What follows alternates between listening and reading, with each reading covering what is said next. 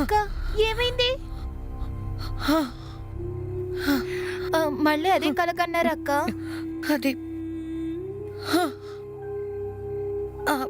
అక్కలే ఇది. అక్క మేము మీ మెడిసిన్స్ వేసుకున్నారుగా, మళ్ళీ మీకు ఆ ఇల్యూషన్ వస్తుంది. ఫ్యాన్ ఎందుకు ఆఫ్ అయ్యింది? అక్క కరెంటు పోయింది.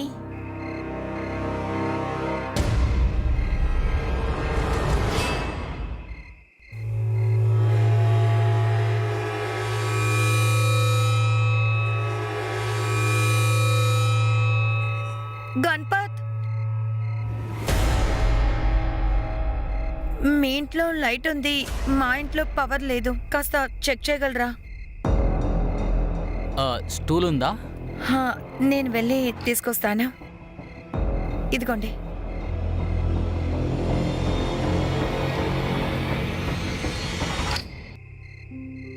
ట్రిప్ వల్ల ఆఫ్ అయింది, పవర్ షెడ్డింగ్ వల్ల అనుకుంటా. Thank you. హే జాగ్రత్త.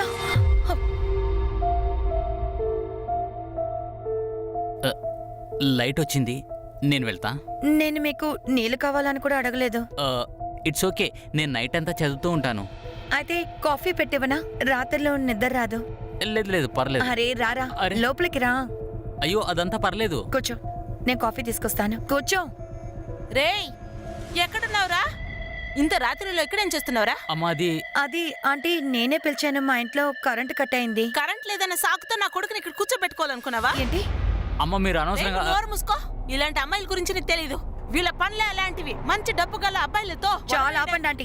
నేను నోరెత్తకపోతే ఏమైనా మాట్లాడతారా? నువ్వు నన్నే బెదిరిస్తున్నావా? మా ఇంట్లో మర్యాదగా మాట్లాడండి. ఇలాంటి మాటలు ఇంకా యూజ్ చేయకండి. ఏం చేస్తావే? అరే అసలు ఏమైంది? మీరు వెళ్ళండి. ఇలాంటి అమ్మాయిలకి అద్దెకి ఇవ్వద్దని చెప్పాను కదా. చూడు, ఇలాంటి నైట్ టైంలో అబ్బాయిని పిలుచుకొచ్చి ఏం చేస్తుందో చూడు. వీడియో తీసి బ్లాక్మెయిల్ చేస్తే ఆంటీ మీరు ఓవర్ గా మాట్లాడుతున్నారు. మాట్లాడుతాను. ఏం చేస్తావే? రేపు లోపు ఈ అమ్మాయిలు కనుక బయటకు వెళ్ళకపోతే సూట్ కేసులన్నీ బయటకు విసిరేస్తాను.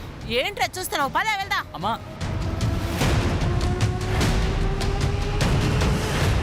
సారీ, మీరు ఇంకేదైనా ఇల్లు చూసుకోండి. అరే ఇప్పటికిప్పుడు మేము ఎక్కడికి వెళ్తాం? ఈ విషయంలో నేనేమీ చేయలేను.